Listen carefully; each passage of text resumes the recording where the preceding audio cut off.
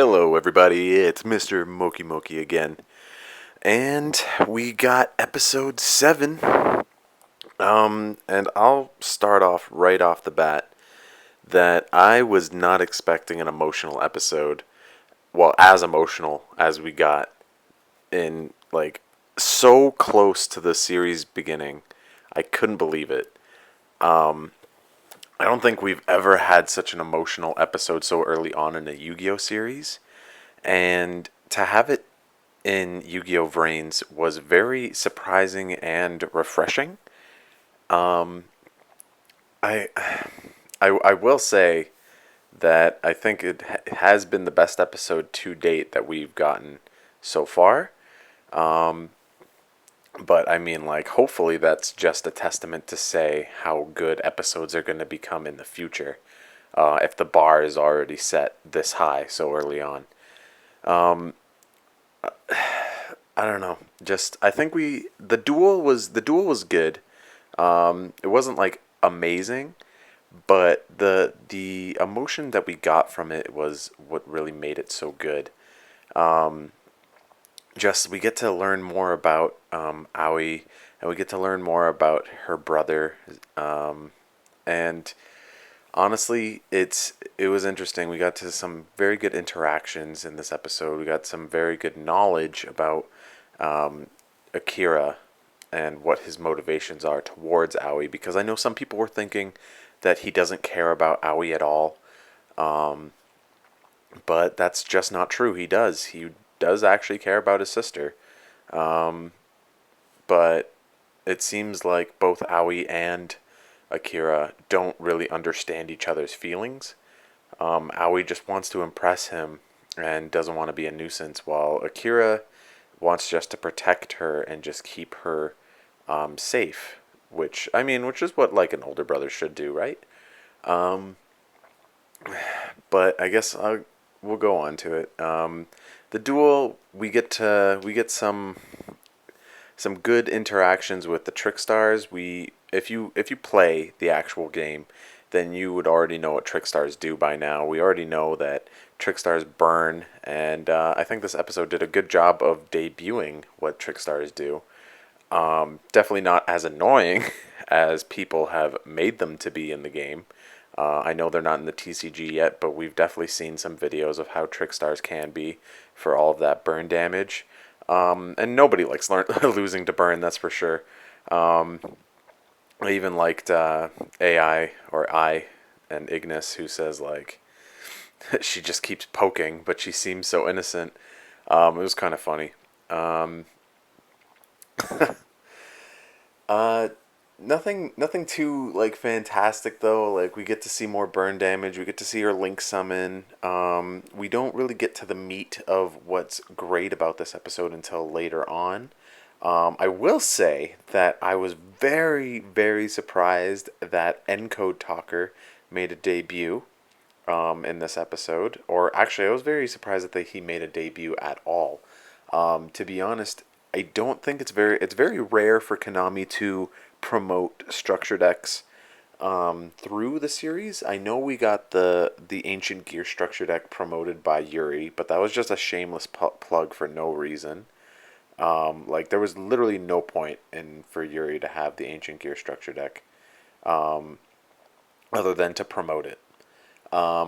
And as for yeah, and then we got a little bit of the DDD structure deck in one of those episodes for Arc 5. But other than that, Yuya never used a lot of his structure deck cards actually, other than Astrograph Sorcerer. But I don't really count that because that was kind of needed.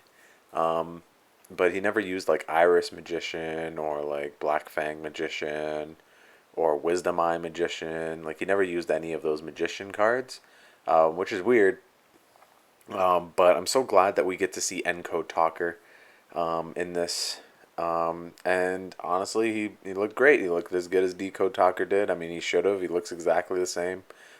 We get to get his final move, final encode, which is pretty badass. Other than that, Yusaku doesn't do anything incredible. He wins. We kind of assumed that he would. Um, nothing like too fantastic combo wise, I guess. Just mostly this episode is good for what we learn about Aoi and what we get to learn about Akira as well. So we learn that their parents died in a car crash, and so I guess they became stepbrother stepsister still. Um, it wasn't very clear about that, but we do get a shot of Aoi as a little kid. Oh, so adorable. Um, and yeah, so we learn that Akira just wants to protect her little sister, and like Aoi just wants to shine for her big brother. Um, so the symbolism there, and like the future character development, I can feel it. Um, it was just very emotional. And actually, Emma, I wanted to talk about. Emma was in this. Like we were wondering when she was going to make another appearance, but we do get to see her in her virtual reality form. So maybe she's going to be the one who duels next. But yeah, we don't really know who's going to be dueling Yusaku next. But she was there. She was making observations. We know next episode is going to have um, is going to be about Aoi in a coma, which is yeah. And we also learned, by the way, guys, that there is no episode next week. Sadly, that is upsetting to me. But we'll be back in 2 weeks. I do want to talk about now the importance and the significance of the ending that we got. We see that the Knights of Hanoi has taken control, or well, the card that was given to her kind of takes its toll on Aoi as she begins to go berserk. Now I'm not sure how this relates to her true emotions, but definitely we get to see a little glimpse of her wrapped in her wings. We get a glimpse of her wrapped in her wings, as Blue Angel, and as like it explodes in her feathers, she begins to fall. So obviously, she's up in the light. She's like held herself so high and happy.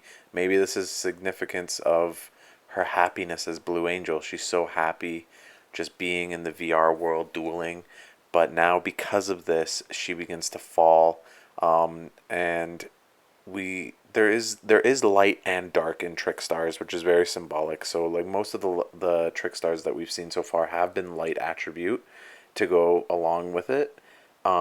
But they are some that are dark. And if you've played the game, then you've probably seen some of the dark trick stars. But what she does have is she used the Knight of Hanoi dark trick star, and that's probably a significance that she begins to fall like a fallen angel. Um, yeah. So she begins to fall, and she's crying, and this is where it gets a little bit of emotion, like it gets emotional. Um, and just Yusaku just tries his best to finish the duel as quickly as possible um, in order to like just stop Aoi from going berserk. The one question that I have is for the Knights of Hanoi, like what purpose was just giving her that card just to go berserk? It doesn't seem like they were really controlling her, as it was just like making her go wild. Um, the revolver does appear in her eye and say like you are a Knight of Hanoi now, but it's it just like what was the result that they were hoping for, that she would beat Playmaker, and then what? But like she wasn't like really trying to beat Playmaker after she activated the effect, right? Like she was just going berserk and screaming her lungs out. um so I'm not sure if that was really related to her real emotions, as Spectre was saying last episode. But I guess we'll get more of an idea next episode. So 2 weeks from now. Fantastic.